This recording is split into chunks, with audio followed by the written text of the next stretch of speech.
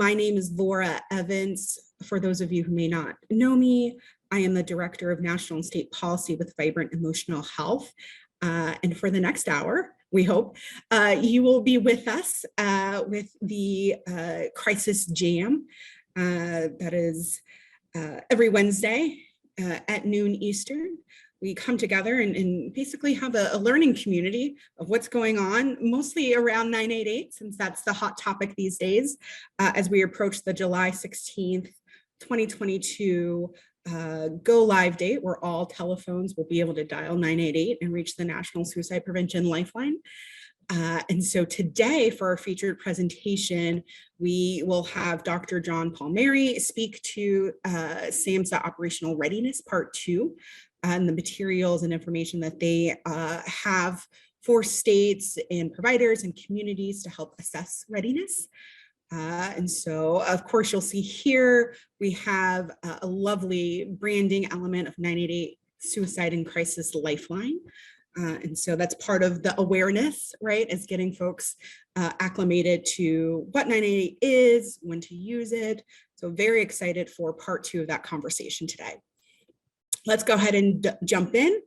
And as always, the Crisis Jam, we try to bring together as many people and organizations as we can to learn from, because that's the goal here. 61 national organizations, participation from behavioral health departments all across the country, all 50 states. 11 states have their Medicaid offices participating. If your office is not in red, if your state is not in red, that means your Medicaid office is not participating. Invite them. We'd love to have them here, hear their perspective and see how we can all work together towards this goal. We're also learning from other communities, other countries. And of course, if you happen to miss anything or have to drop and come back, there's always the website, the 988 Crisis Jam Learning Community. It's available at talk.crisisnow.com. You'll see right away there's the Zoom link. There's the recent Crisis Jam, the YouTube video, so that you can send that to your colleagues or you can play it yourself. Any of the different segments that we have, the hot seat, the trivia cards. And if you notice that your organization was not listed in that list of 61 organizations, you can always email Karen.Jones at RI International. I believe that she put that in the chat, to make sure that your organization gets recognized for their participation here. All right, so as I mentioned, right, step 1 of 988 is making sure that people are aware of the number and what that means, and that includes some branding elements. So you'll see here that SAMHSA released on April 19th some brand elements. You'll see the logos in a variety of colors, as well as the icon word pairing. So very excited for this and hope to see more of this in the future.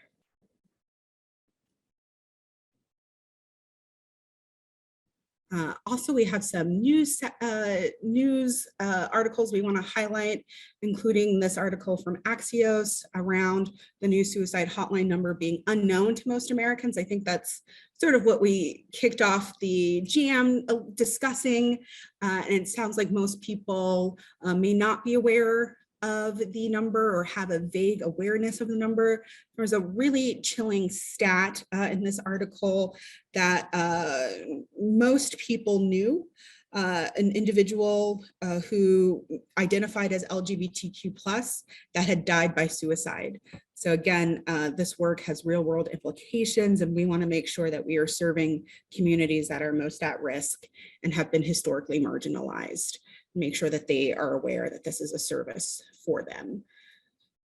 Also, another news article, this time coming from the Oklahoman, and you'll see a picture there of the Oklahoma commissioner speaking about 988 and the call centers, and they recently announced that they had selected Solari to serve as their 988 answering center. So very exciting, and I believe we will have links to these on the website. Again, that's talk.crisisnow.com. And then moving on to our quote This quote comes from Dr. John Draper, who is the Executive Director of the Lifeline, Executive Vice President within Vibrant, my fearless leader, who has said, our goal is to reach more people and serve them more effectively. This is kind of very simple quote, but it's so powerful because that is our goal. I think that's what we're all working towards here is how can we make sure that more people are aware of 988 and the resources of the Lifeline. How can we make sure that we're reaching them where they are and providing a service that they will use and that will ultimately keep them alive and safe. So thank you, Dr. Draper.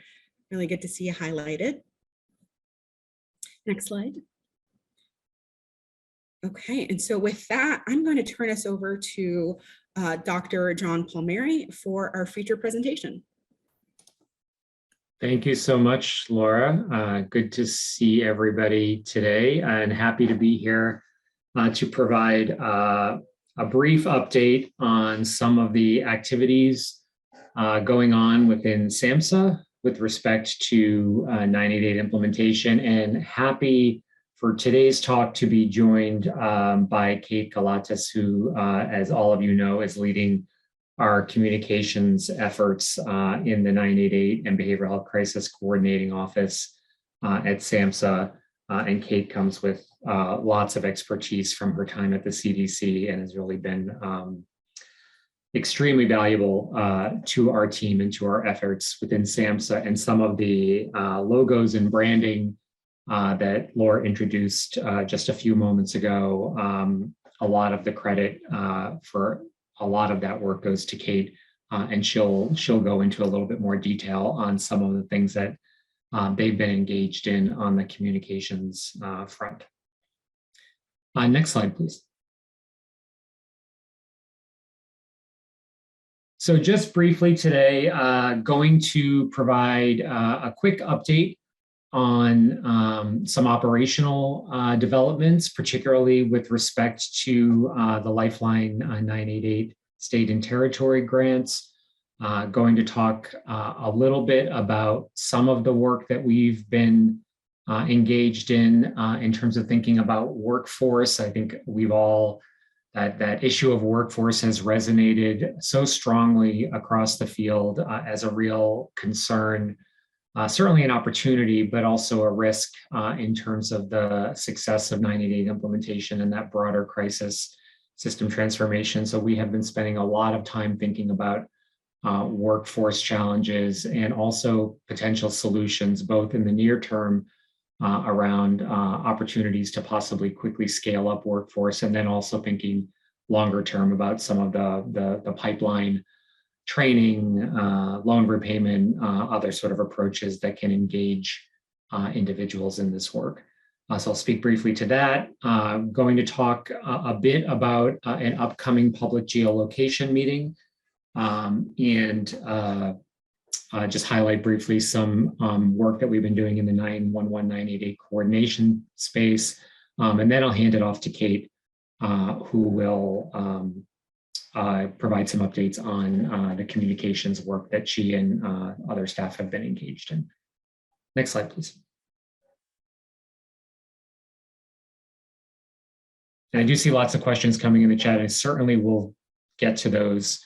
I think there'll be some time for questions at the end, and then I certainly we'll look through the chat questions as well. I want to make sure that we address questions that people have.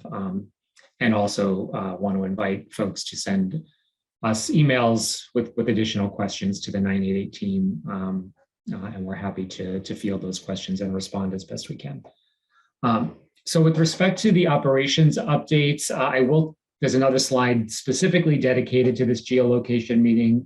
So I'm just going to flag it here for a moment that you all, for you all to be aware of this FCC SAMHSA geolocation meeting that's set for May 24th. There is a link for the meeting, which I can put in the chat as well. This will be a public meeting, so everybody would be invited to attend. And again, I'll provide a little bit more detail on that in a moment. Most of you at this point are probably aware that the 988 state and territory grant notice of awards were sent to awardees last week. And we are continuing to work with grantee states and territories, and really all states and territories, on supporting their implementation efforts and expansion of capacity at the local level, which, as we've consistently said, we think is very important for crisis delivery services to individuals and families.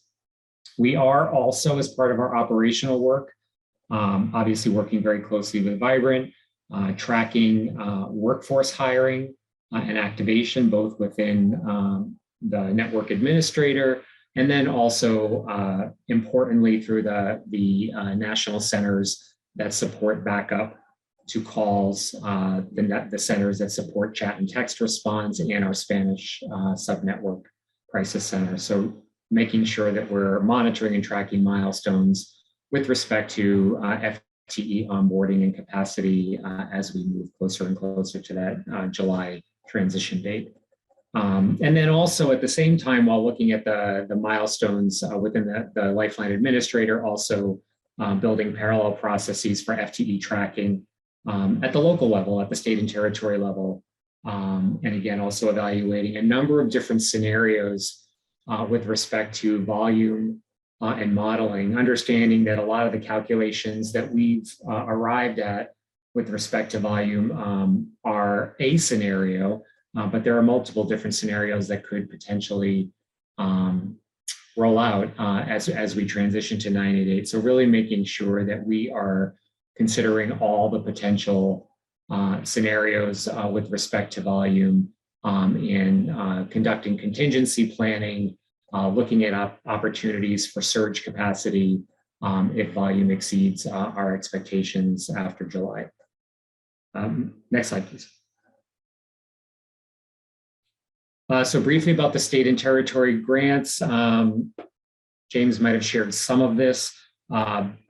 Awarded to 54 states and territories, project period over the next 2 years. We can definitely talk about that geolocation, not a foregone conclusion. It's one of the reasons that we're having the convening, is to make sure that we have diverse voice and representation in that conversation. But we can talk a little bit more about that. 2 other states that were not part of the award, Alaska and Rhode Island, but again, working with all states and territories, even those that did not receive awards, to support 988 readiness and response. Very pleased that this is really the first time that all 5 territories are being awarded funding to support development of crisis service capacity, and are signaling in all of our language in terms with awardees the importance of coordination and support with tribal nations and tribal citizens within their jurisdictions, and also thinking aside from the state and territory 988 grants, also looking at the importance of direct coordination from the federal government to tribal nations as well. Next slide, please.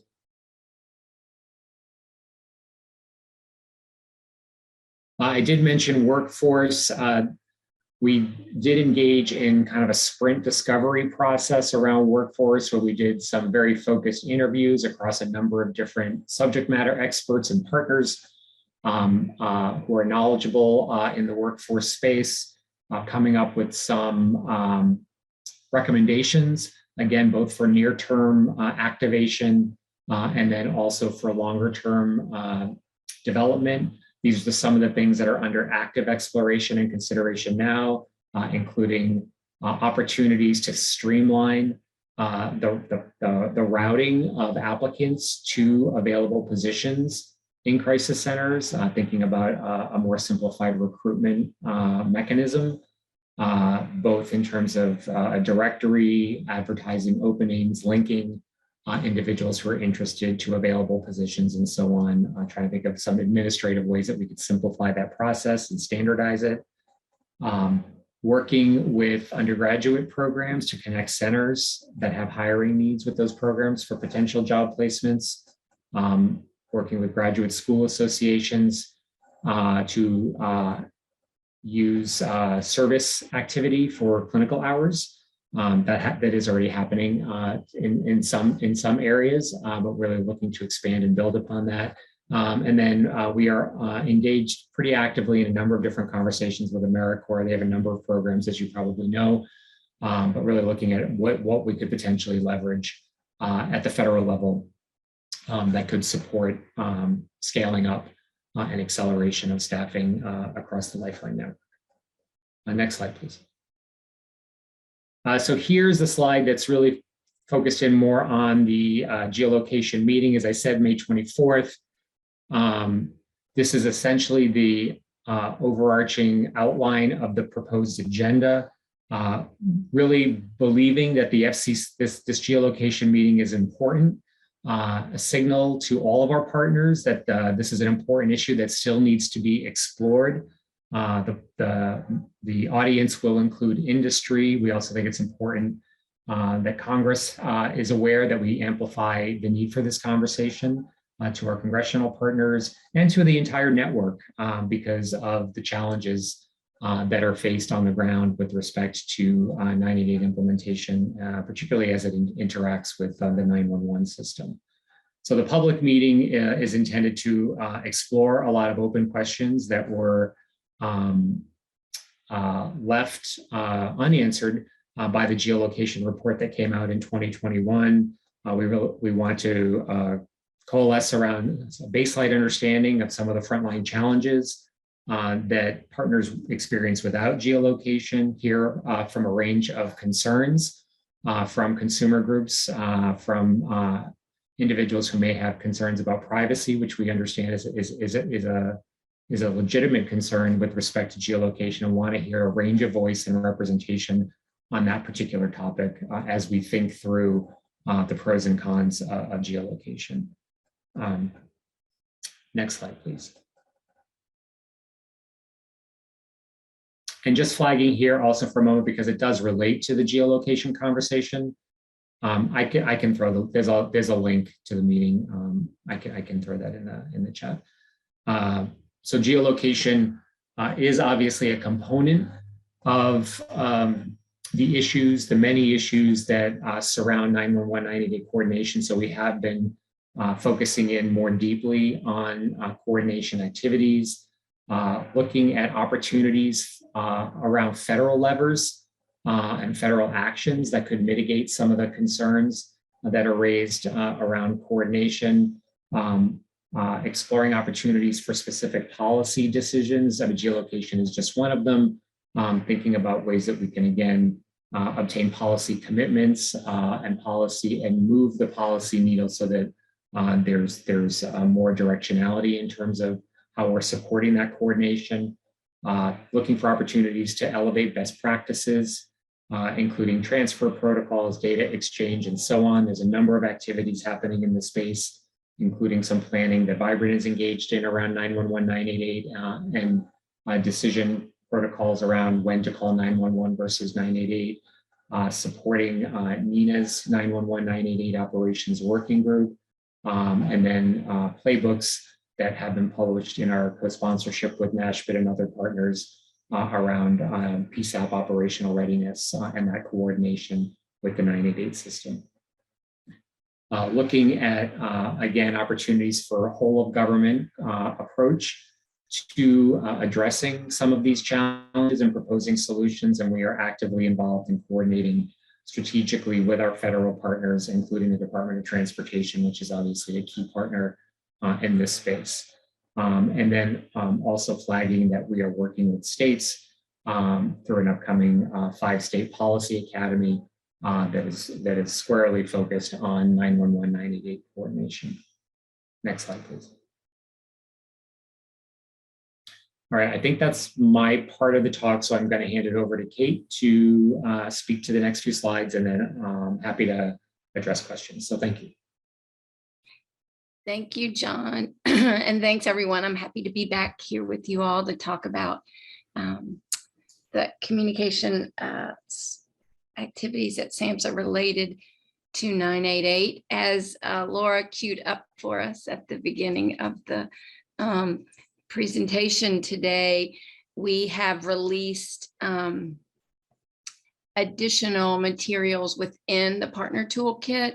So I know I spoke with folks back earlier in March or middle of March. And so we're still really focused on our partner communication efforts, making sure that we are providing materials and resources that help coordinate, that help align, a certain level of communication about 988 across the country, understanding that our partners who would use these materials know their audiences best and will need to build from these materials. They won't meet every need, but it will help us stay at least at one level of a kind of nationally similar message narrative that we're trying to achieve. So the next slide. A reminder, I mentioned this in my March presentation, but this is a reminder that, and I'm sure many of you were on the Action Alliance framework webinar that was hosted at the end of March, but the Action Alliance, along with SAMHSA and Vibrant, we were the co-leads, and we brought a national task force together to really produce the messaging framework. The messaging framework is really guidance on an approach to communication about 988. It's really focused on the how and how to approach communication and the timing of that. And so it is live now on the Action Alliance website, and I really do encourage folks to visit the site and use it as the resource it is to help you in your communication planning efforts around 988. Next slide. So just wanted to talk a little bit about some of the items that are new to the toolkit that we hope are really helpful to folks. Again, Laura queued up the logos and the brand guidance. That is one of the most requested things that we have had. Folks are asking us, can they get the logo files and how do they use them? And so it isn't just that the logos and the branding elements are available to folks. They are, but on the site is also what we call kind of a brand guidance. So it really kind of goes a little bit into what the elements are, how they work together, what we're hoping to achieve with the brand, because it is, you'll notice in these materials on the partner toolkit, none of them are branded SAMHSA. They are 988 materials that we want folks to co-own and co-brand with us. So there's not you're not going to find that here, for example, because what we're really trying to do is have the materials available to folks that they can put their own logos on or brand on or use that way as well, if folks are interested in doing that. So the other things that you'll find that are new are we have an e-newsletter template. So basically that's kind of it's an already written out potential article that folks could just grab. It comes with a banner that they could use for an image, and then they could use in any of your partner e-newsletters, but in the run up to the July 16th. So there are things like that in there that we think might be helpful as well. The other thing is that there is a very general high level slide deck about 988, so that folks can, if your organization is asked to talk about 988, there's a great place to start from kind of a general high level, the basics about 988, if you will. So those are the items that are there and are new. I'll also mention there are sample radio PSA scripts. These are there Not that we want people to be running PSAs like in advance of July 16th, because what we really are hoping is that people will use all these resources to do their planning, but like we're asking folks to not do a lot of 988 promotion until after July 16th, which is the date where everyone in the country will have access to 988 via phone, chat, text. Right now, there are still parts of the country, and there will be parts of the country that will not have access until that date. So that's why that date is important. But the radio PSAs are there because that's an example of an item that may take some planning to execute, right? Those are PSA scripts that maybe you'd want to identify some local talent who's like maybe known in your area and get them to record it to play on local radio stations. So there's some of these materials that are there that will have a little bit longer planning curve. And we want to make sure to get some of that out there for folks. I think that's it for this slide. Next slide. And the other thing that we want to make sure folks know of are the things that are yet to come. So knowing that we can't get everything in the partner toolkit at the same time, we've also through the efforts that we've been doing to kind of crowdsource, like what do people want, what do they need, what would be useful to folks. We're trying to take that larger list and make sure that between now and July, we have a way to phase some additions to the toolkit. So the what's to come part, we've heard loud and clear that folks want magnets and wallet cards. So we are right now trying to finalize those, get those printed and into the SAMHSA store, into the warehouse, so that folks can start ordering them to have on hand in July.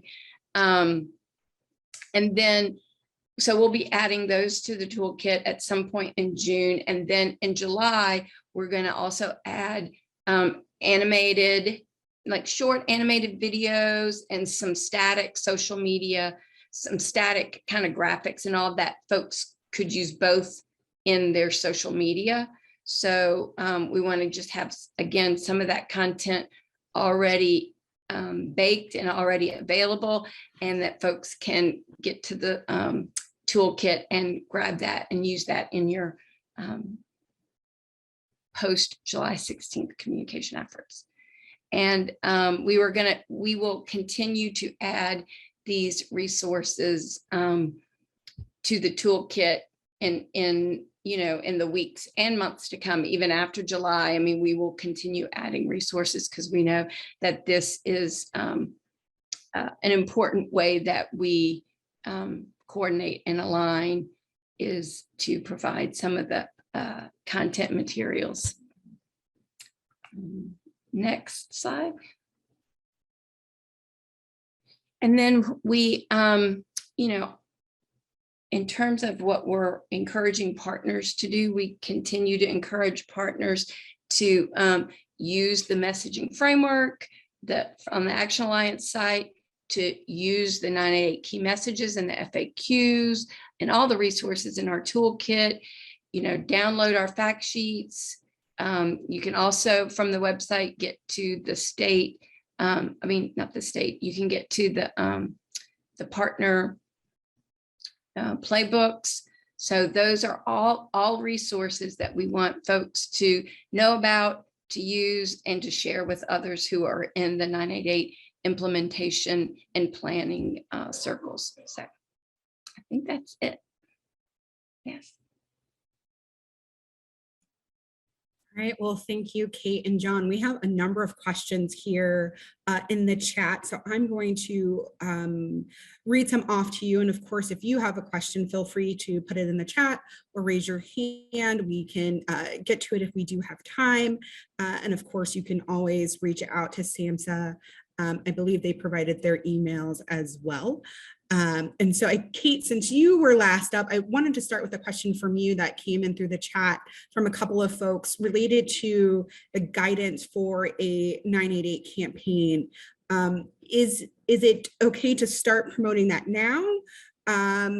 Okay to promote after July or 2023? What would be your guidance there? So definitely, I think 988 promotions, Sam, so as we're trying to be really clear on the fact that we want folks to hold on promoting 988 direct to consumer. So there's, this direct to consumer push about creating awareness of 988 does in fact need to hold until July 16th. Post July 16th, we encourage, and this is the part that's important in the framework, in the 988 messaging framework, the section talks about timing. It really is important to, once we're past that 988, it is, once we're past that July 16th point, it's really important to balance. We want people to know about 988. And so we don't want people to, hold on promoting, but what we want people to do is be aware of the impacts that promoting have to the call centers, to the local driven demand, right? So that we can really understand if there's so much promotion that it's throwing the network into a potentially a situation where they're not able to meet the demand, right? So there's that piece of it that we know it's not an easy equation, and we aren't saying don't promote, we're just saying promote in a phased and purposeful way so that you understand the impact it's having on the system. I don't know, John, if you want to add more to that. Yeah, thanks, Kate. I think this is a really important question because I have Laura seen in the chat, and I know we probably don't have the time to spend in detail on some of this, but I do think what Kate is saying is important. Broad public awareness of 988 is important, will save lives. We absolutely think that it's important for people to know about 988. We have consistently stated that we think that broad awareness dissemination best happens after July, when we've transitioned and everybody has access to 988. And when that dissemination is happening at the state or local level, there is value in partnering at the local level, looking at the service structure and what's available, what's not available, and having that inform how the locality chooses to disseminate that public awareness. Because what's available from one state is not necessarily going to be available in another state. And I think it's really important for there to be a factor of local variation in terms of what people can expect when they contact 988, because it's not, unfortunately, we all have an aspiration for this, the crisis, the integrated crisis system, but it doesn't exist currently in every location. And so I think that we have to recognize that there's going to be some variation in what's available to individuals when they're in crisis. And so that we really think that the dissemination strategy needs to be informed by that on some level. But should there be basic awareness? Absolutely. Nowhere are we saying that should hold off until 2023. So I just want to be very clear about that. Perfect. Thank you, John and Kate. That's really helpful. And I think you all raised great points, as noted in the chat, to really have that conversation locally. Highly encourage you to involve the local crisis center. And then, as Kate mentioned, 988 is not universally available until that July 16th date. And so the 1-800 number for people who are in a mental health crisis could be helpful for individuals. And then we're continuing to build out the crisis continuum with mobile and stabilization. Okay, so we had a number of questions as well around the geolocation, and John, I think you responded in the forum that it is an all-day event with more information to come, but could you address the question around the different levels of geolocation information, kind of coarse and fine, and what that means? I mean, I'm not, I will preface this by saying that I am not a technology expert, Laura.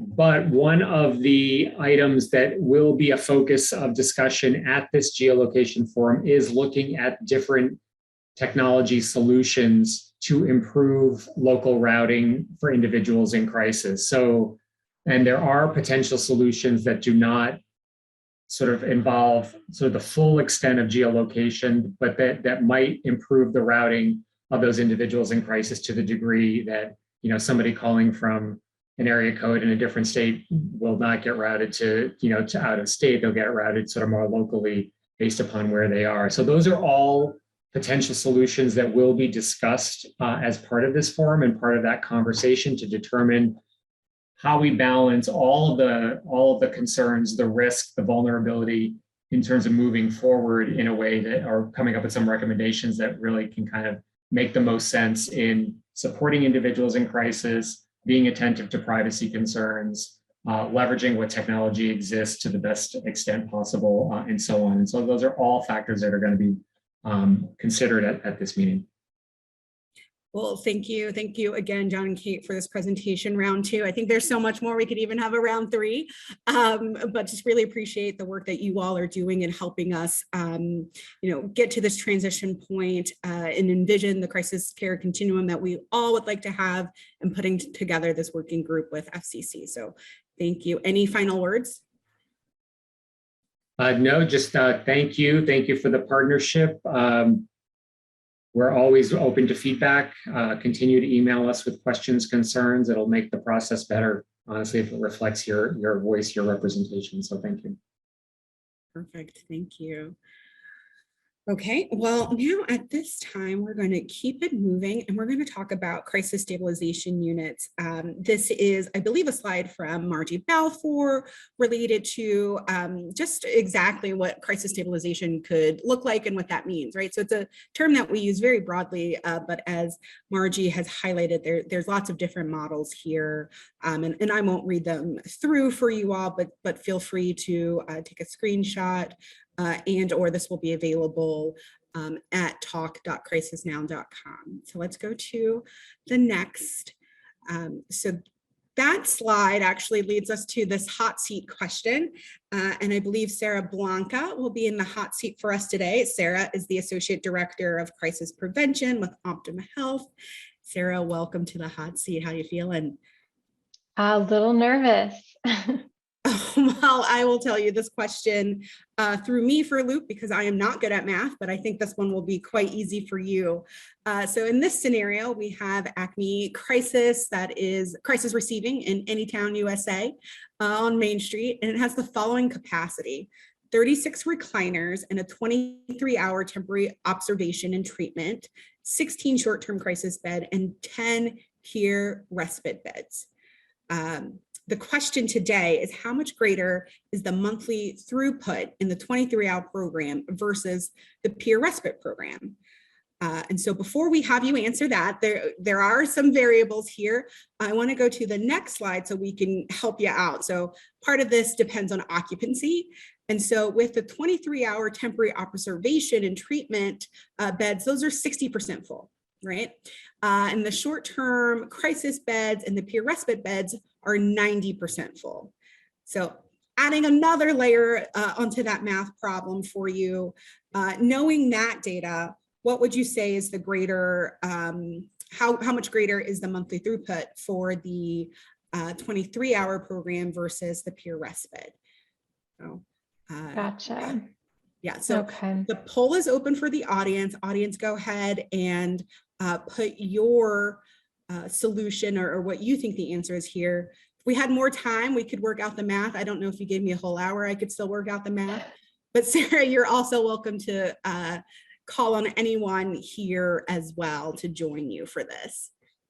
Yeah, no, I'm interested in the poll. I don't love having a math question as my hot seat. That is not my strong suit. I was a liberal arts major, right? So I'm curious what the poll will say. However, I will say that those are very similar to kind of the stats I used to have at a former facility that I oversaw as far as the beds go.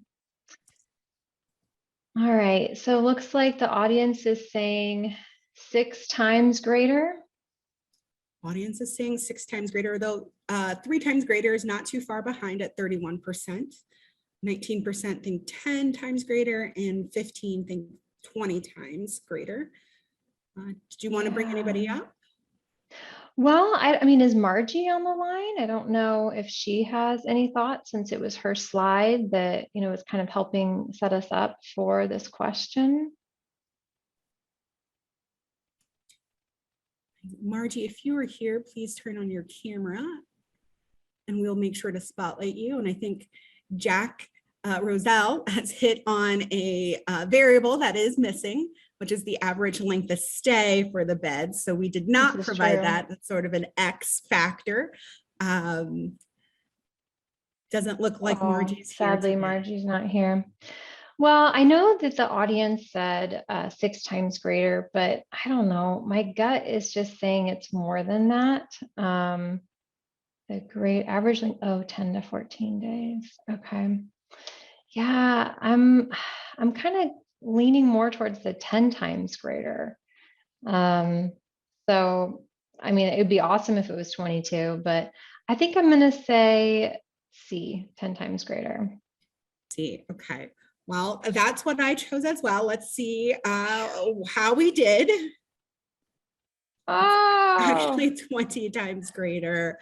So that missing factor of the average length of stay really helps determine sort of where the workhorse here is. And for this scenario, it is the 23-hour respite. And so because you're able to get more people through quickly, and with the average length of stay being 10 to 14 for peer beds, it just, you can serve a lot more people with the 23-hour model. So that's really the workhorse here. So Sarah, this was a tough one. I think David did not do us any favors by having a math problem, but you did great. And thank you. And thank everyone for kind of your guesses there. And then the previous slide and the entire slide deck in this Crisis Jam will be available on talk.crisisnow.com, and we can put a link to that in the chat. Awesome. Thank you. Thank you. All right, so at this point, I'm going to turn it over to Crisis Talk editor Stephanie Hepburn to talk about her latest article. Thanks, Stephanie? Laura. So this week I spoke with Tony Sanchez. He's the director of partnerships at Faces and Voices of Recovery. Tony, if you're on the call, can you share a little bit about what employment hurdles rather that peers experience?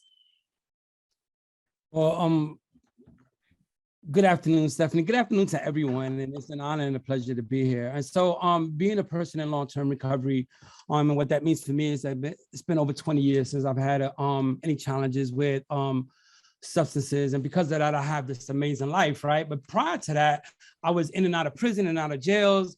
And so I can talk about my own personal experiences and the work that I've done with the Department of Behavioral Health, seeing how individuals with a criminal background are excluded from opportunities to participate in life, right? So we talk about recovery, right? But we talk about recovery, but a lot of times as a system, from a government agencies or organizations, we don't really put that there isn't conceptual and contextual and practice alignment. And what I mean by that is that we talk about recovery, right? And we provide services and we say that people can get better, but it excludes that part of an individual's life, which is, sustainability. One of the things that was really important for me in my recovery was to be able to go to work and take care of my family, to take my rightful place in my household.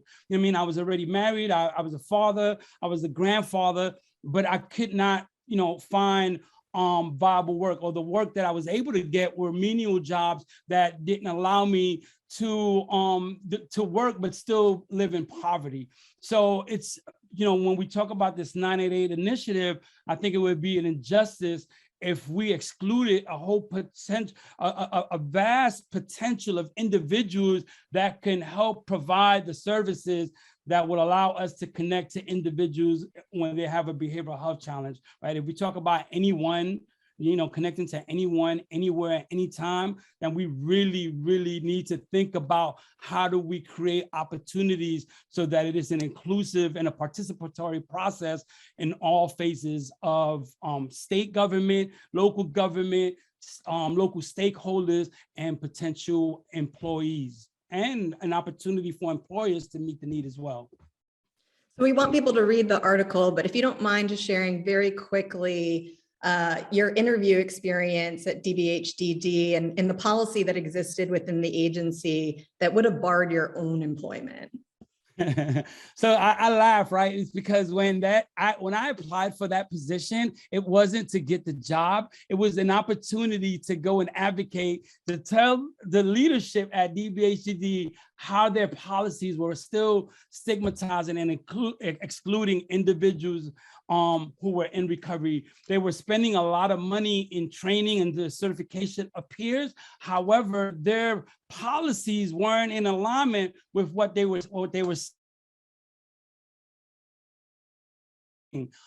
but I did really, really well, and they offered me the position, and I got the job. And what we were able to do, and it's not just me. I need to say that it wasn't, although I'm very passionate about this because of my own lived experience, but I need to talk about the leadership at Dbhdd, you know what I mean, and the other partners who worked together and saw that there was a disconnect, and we were able to work together to make some changes that allow individuals with lived experience who have a relationship, who have had a relationship with the criminal justice system, to use to go back to become employed and serve and live within their purpose. And so I hope I answered your question. You did. Thank you so much. I hope people go and read the article and read more about what you have to say. Thank you. Thank you. Thank you for the opportunity. Yes, thank you, Stephanie. Thank you, Tony. I do hope everyone takes the time to read that article, as well as a link that was just placed in the chat about second chances for formerly incarcerated folks. And if we want the system to be equitable, we have to make sure that everyone is able to participate. So at this point, I'm going to turn it over to Dr. Brian Sims to give us a NASHBID update. All right, thank you, Laura, and wonderful job in terms of hosting here. And I also want to give thanks out and shouts out to SAMHSA for their wonderful leadership through all of these endeavors. I'm going to start off with just a brief overview of a couple of things that we wanted to talk about in terms of update, and then I'm going to turn it over to our Chief of Staff, Megan Haupt, who's going to talk on some other issues. The two items I really wanted to bring up very briefly today is NASHBID's ongoing partnership and collaboration with the Department of Veteran Affairs. We've been working a number of years with them, and I just wanted to highlight within that for the states an upcoming policy academy that SAMHSA and the Department of Veterans Affairs, through the Governor's Challenge to Prevent Suicide Amongst Service Members, Veterans, and their families. It's going to be a policy academy that comes up next week, actually the first of two, from May 3rd to May 5th. And this will be highlighting about 5 states and 2 territories in terms of taking a look at some of the issues that are going on. So it's really a wonderful connection for the states to become involved with. The second is our ongoing collaboration and partnership with the Smoking Cessation Leadership Center. And this is located through the University of California in San Francisco. And the ongoing collaboration has really been important because their efforts have been to reduce smoking across all facilities and across all states. And I think if you've seen some of the literature that's been released most recently, it is now beginning to show that there is a decrease in smoking amongst those with major depression and those with substance use disorders. So it is really beginning to show the efforts that the SCLC has been doing and how the states can become involved. So I'll post it in the chat box, but you can go to smokingcessationleadership.ucsf.edu, and they are openly available and ready to assist the states in any endeavors and provide resources for them. So without further ado, I'm now going to turn it over to Megan Haupt to take it from here. Thank you, Dr. Sims. And I want to thank you for your excellent work on tobacco cessation. It is so important that people with mental illness don't smoke. It's important that the whole country not smoke, but we all know that there's a disproportionate amount of smoking among people with mental illness. And we certainly want to have holistic, healthy people in recovery, on the recovery path. So thank you so much for your work on that. I wanted to highlight a piece that John Palmieri noted in his presentation, and that is the 988 playbooks.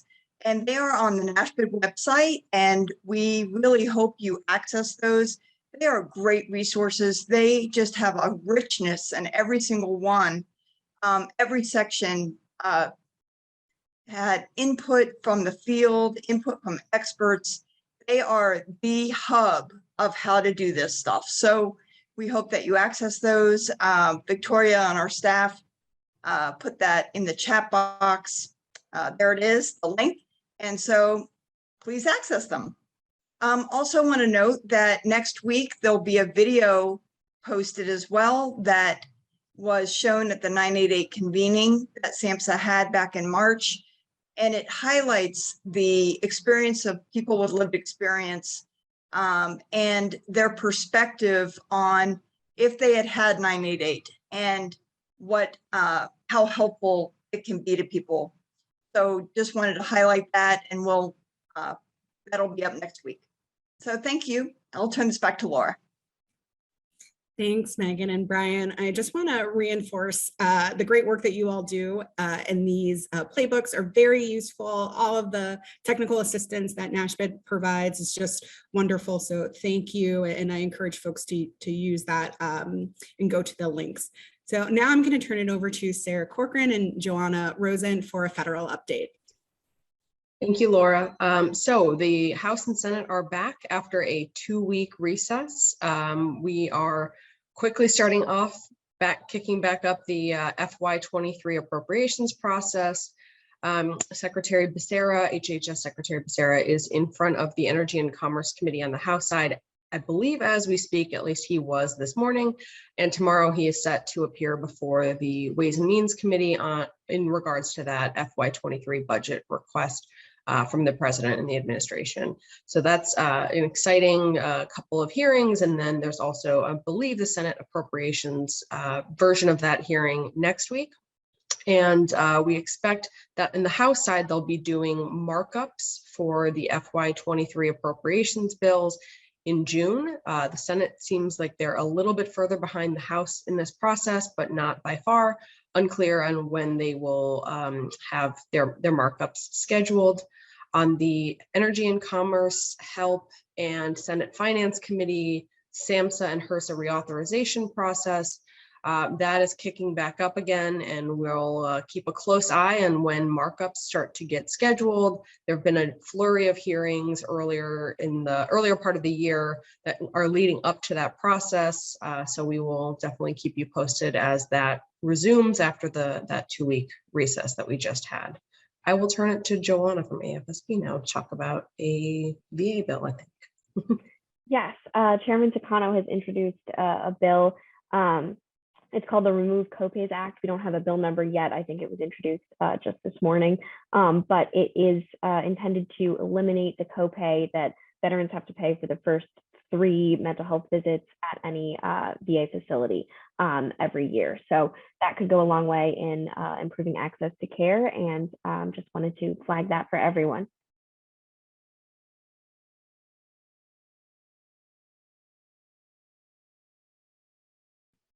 Okay, thank you so much, Joanna and Sarah. So at this point, we're going to turn to the states, and I'd like to introduce my colleague, Shelley Palenko, who is a state policy manager with Vibrant. Hi, good afternoon, everyone. Thank you, Laura. So I'll be providing support for mostly the East Coast states to the transition to 988. So I have 2 updates. Maryland just signed the bill into law last Thursday. officially enacted on 4/21. The bill officially establishes 988 as Maryland's behavioral health crisis hotline for mental health and substance use crisis, creates a 988 trust fund, mandates an annual appropriation in the state's budget in support of 988. So it appropriates $5 million to support the call centers for the fiscal year of 24. I also have Mississippi had a COVID appropriation bill, SB 2865, that also helps fund 988. It was signed by the governor for $3 million in ARPA funding for the first year for 988 implementations cost, and $2 million annual thereafter, with the funding ending in December of 2027.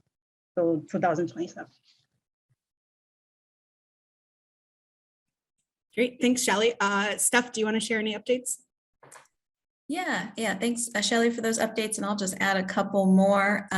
In Alabama, I think we covered their state budget bill on our last call, but wanted to add that also they have a 988 study commission that has officially extended their work through the end of 2023.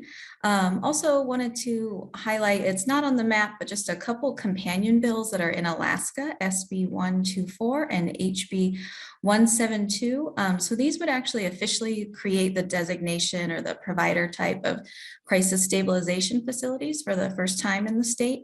Both of those bills are still in their original chambers, but they've been receiving a lot of committee hearings in recent days. And one sort of late breaking update that I just wanted to add, California AB 1988, not to be confused with AB 988, which is a wholly separate bill. This 1988 passed out of committee yesterday. This bill is about Miles Hall, who some of you may have heard about. He was a young man shot and killed by police in California when he was in the midst of a mental health crisis in 2019 after his family had sought help for him.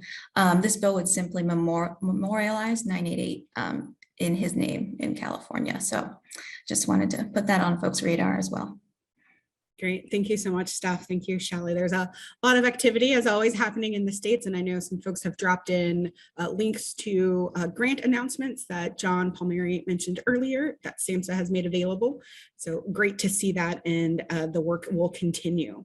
If we go to the next slide, again, we have the crisis cards that let you know how states are anticipating generating revenue and costs. And now I'm going to turn it over to Lisa Culp to talk about the research collaboration meet and greet. Thanks so much for giving us time to plug this event. This is kind of a speed dating event for those who are interested in joining in research practitioner types of activities. If you are planning to use your CCBHC in your communities as part of your crisis response continuum, this might be of interest. This is a time where we've put out a notice about research using implementation science to support the delivery of evidence-based practices in community mental health centers and in general medical.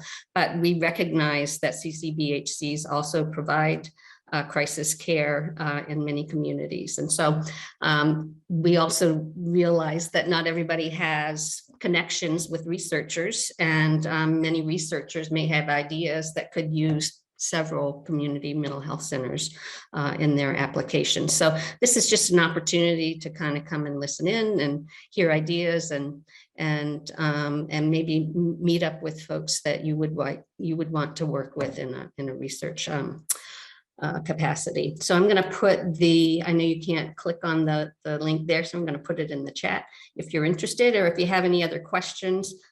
Dr. Mike Freed is the one who's going to be heading up the meet and greet, but certainly reach out to me if you have any questions and I can get the answers for you.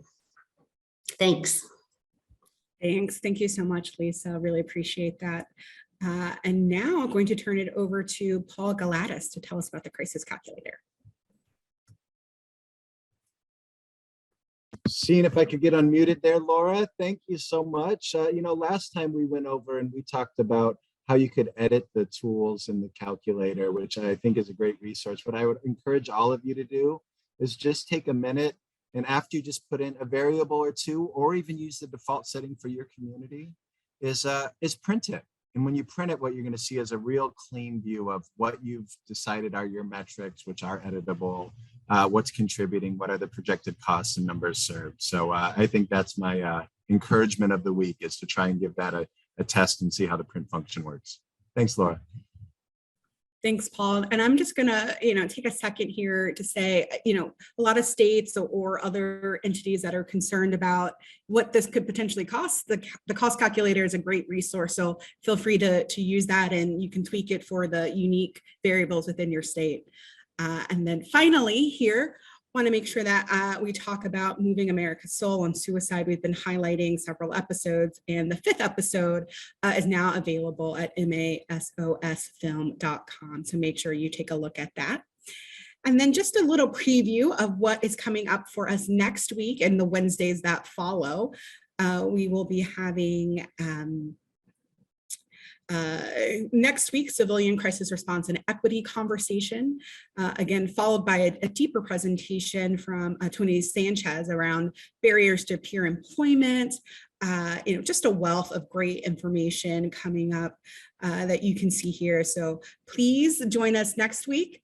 And thank you so much for coming to the Jam, and hope you all found this really useful.